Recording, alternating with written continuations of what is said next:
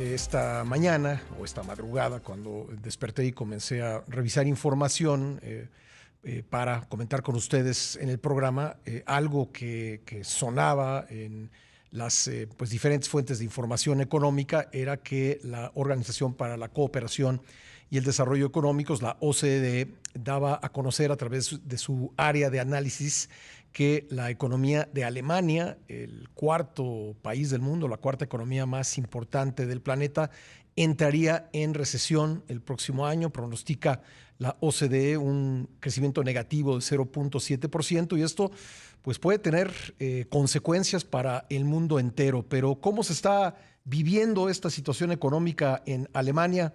Vamos a platicarlo con el periodista Francisco Martínez Sousa, quien reside desde hace muchos años en ese país. Él está en Würzburgo, en Baviera. ¿Cómo estás, Paco? Buen día.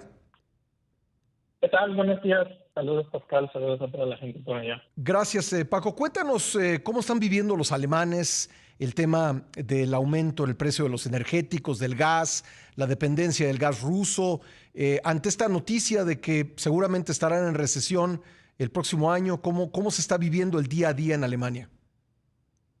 Pues ha sido una noticia que obviamente no le ha caído bien a nadie y es una noticia que le pega a una sociedad un poco ya insatisfecha con el gobierno después de las medidas que tomó el gobierno en la pandemia Ujú. y las consecuencias que ha habido de la guerra en Ucrania, ¿no? Entonces ha sido como que un golpe muy duro a una sociedad que estaba acostumbrada a vivir bien, a vivir confortablemente y que ahora pues va a tener que andar contando los gastos a final del mes, ¿no?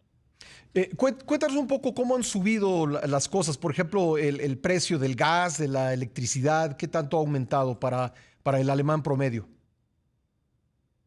Pues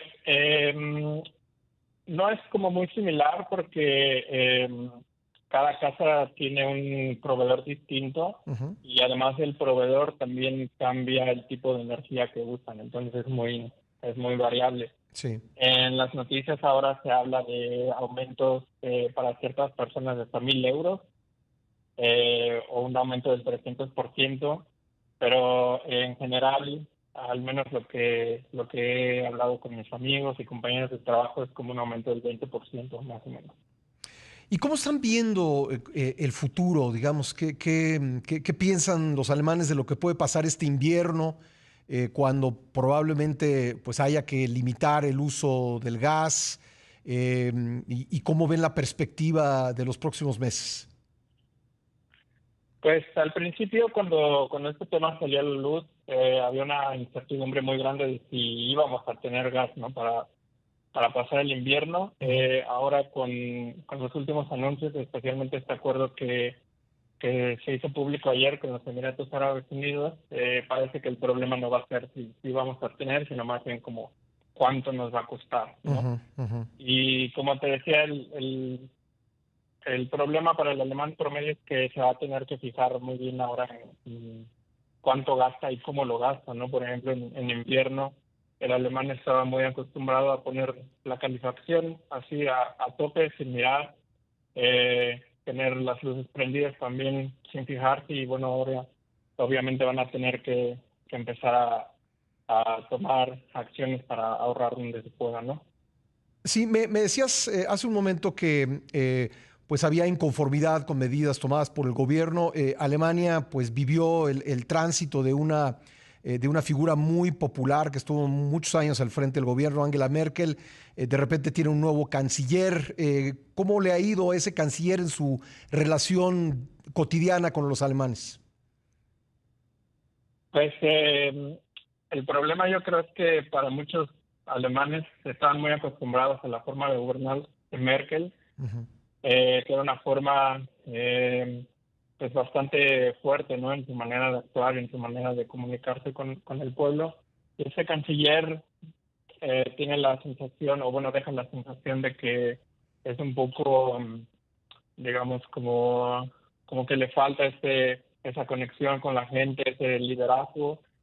Y si bien ha habido medidas para ayudar a la gente, por ejemplo, este mes recibimos todos un bono de 300 euros para mitigar el impacto.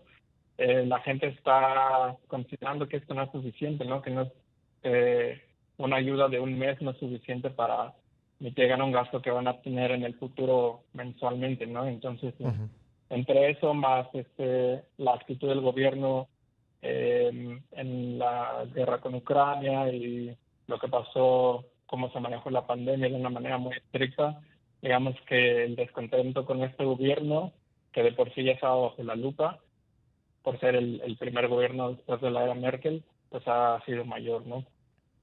Oye, Paco, y por último hablabas de la guerra de Ucrania. A pesar de, pues, lo que puede significar para Alemania pelearse con Rusia, tener menor acceso a gas o un acceso más difícil al gas, ¿se mantiene el apoyo de la gente a ayudar a los ucranianos en su lucha contra la invasión? Sí, ahí creo que es un movimiento casi unánime. Ujú. Hay mucha gente que le ha abierto las puertas a los ucranianos. En la calle ves muchos autos con placas de Ucrania, mucha gente escucha ya el ruso ucraniano en la calle. Y bueno, de ese lado no hay como que ningún problema, ¿no? El problema yo creo que para los alemanes viene en sus bolsillos, ¿no? En el futuro. Pues estaremos desde luego pendientes de lo que vaya sucediendo con la economía alemana y te agradezco mucho, Paco, que nos hayas tomado la llamada. Gracias a ti, bonito día. Gracias, igual el periodista Francisco Martínez Sousa desde Wurzburgo, Baviera, en Alemania.